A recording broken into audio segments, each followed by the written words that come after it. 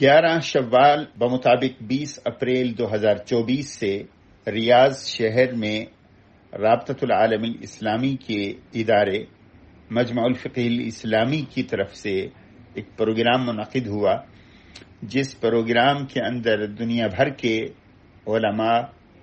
فقہا اور محققین نے شرکت کی۔ ان کی تعداد تقریباً 50 کے قریب تھی، اور اس پروگرام میں ہمیں بھی دعوت دی گئی، اور رمضان کے آخر میں ہمیں اس کا ممبر کی حیثیت سے انہوں نے آفر کی، میں نے قبول کی الحمدللہ۔ اس میں پھر شرکت کا موقع ملا۔ یہ مجمع الفقہ الاسلامی کا 23واں اجلاس تھا، اور ہر اجلاس کے اندر اس سے پہلے جو تحقیقات مکمل ہو چکی ہوتی ہیں خاص موضوعات پر، اس موضوعات کا خلاصہ اس تحقیق کرنے والے محققین کی طرف سے پیش کیا جاتا ہے۔ چنانچہ زیادہ تر محققین سعودی عرب کی مختلف یونیورسٹیوں کے اساتذہ کرام تھے، اور پھر اس پر گفتگو بھی ہوتی تھی، اور باہر سے جو آئے ہوئے اسکالر علماء تھے وہ بھی انہوں نے اس کے کومنٹس اور اس پر بحث اور تمہیس بھی کی۔ چنانچہ یہ ہفتے کے دن 11 شوال کو یہ پروگرام شروع ہوا، اور یہ سارا دن اور رات میں رہا۔ اس کے اندر رابطہ عالم اسلامی کے جو جنرل سیکرٹری ہیں محمد بن عبد الکریم العیسیٰ، یہ بھی شریک ہوئے، اور ان سے پہلے جو جنرل سیکرٹری تھے وہ بھی شریک ہوئے، اور حرم شریف کے سب سے سینئر امام اور چیف جسٹس اب سعودی عربیہ جو رہ چکے ہیں پہلے، جناب شیخ صالح بن حمید، وہ بھی شریک ہوئے، اور عبداللہ بن محمد المطلق، یہ جو بڑے عالم ہیں۔ اسی طرح سعودی عرب کے دیوان ملکی کے جو مستشار ہیں، جن کو آپ مشیر کہہ سکتے ہیں اپنی اردو میں، وہ بھی شریک ہوئے، اور پھر وسط ایشیا کی ریاستوں کے مفتیان، یورپ کے مفتیان، اور مشرق بعید میں جیسے نیوزی لینڈ سے، ہانگ کانگ سے، اور اسی طرح کوریا سے بھی لوگ شریک ہوئے، اور اس میں علماء کرام کی تعداد اور مفتیان کی تعداد تھی۔ پاکستان سے ساجد میر صاحب، اسی طرح ہندوستان سے ایک عالم شریک ہوئے، الحدیث مکتب فکر کے تھے، اور ہم لوگ ہانگ کانگ کی نمائندگی کرتے ہوئے اس میں شریک ہوئے۔ تو اس طریقے سے یہ اجتماع ہوا، اور اس کے اندر جو چیزیں زیر بحث آئیں یا جو مقالات کا خلاصہ پیش کیا گیا، اس میں وہ حیلے جو زکوٰۃ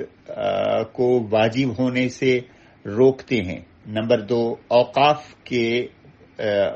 پیسے کو یا اوقاف کی جائیداد کو انویسٹ کر کے اس کے نتیجے کے طور پر آنے والی آمدنی کو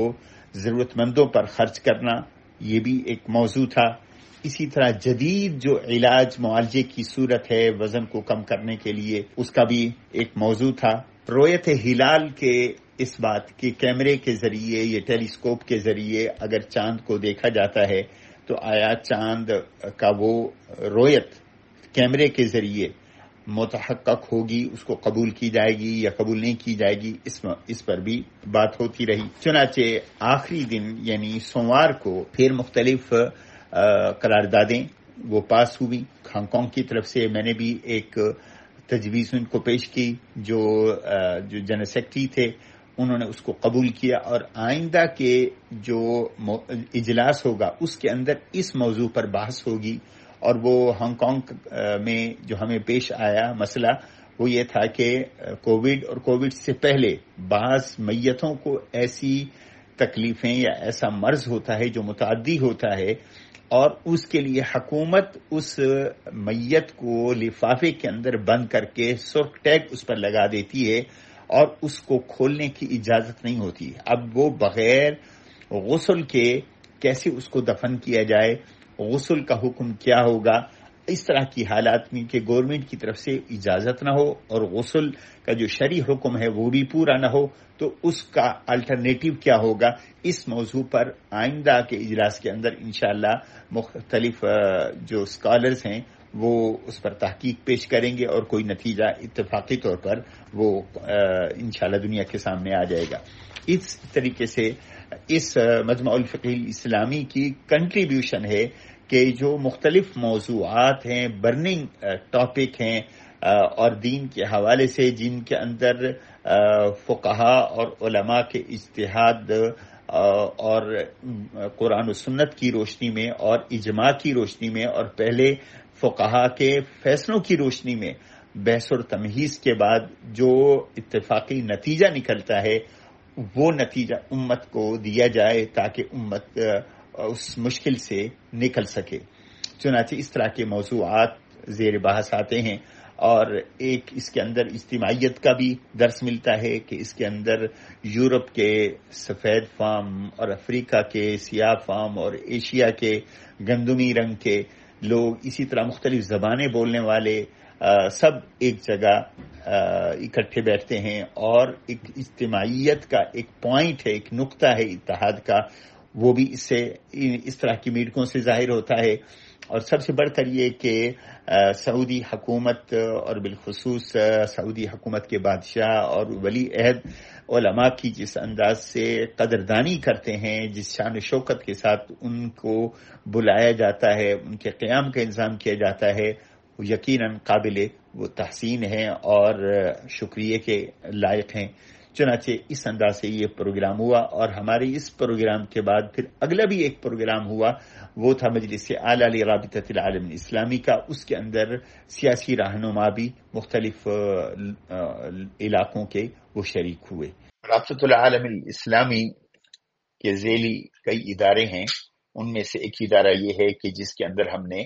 شرکت کی، یہ مجمع الفقہ الاسلامی کا ادارہ ہے۔ اور ہماری اس اجتماع کے بعد اگلے ہی دن ایک رابطۃ العالم الاسلامی کے اور ادارے، جس کو مجلس الاعلیٰ لرابطۃ العالم الاسلامی کہتے ہیں، اس کے اندر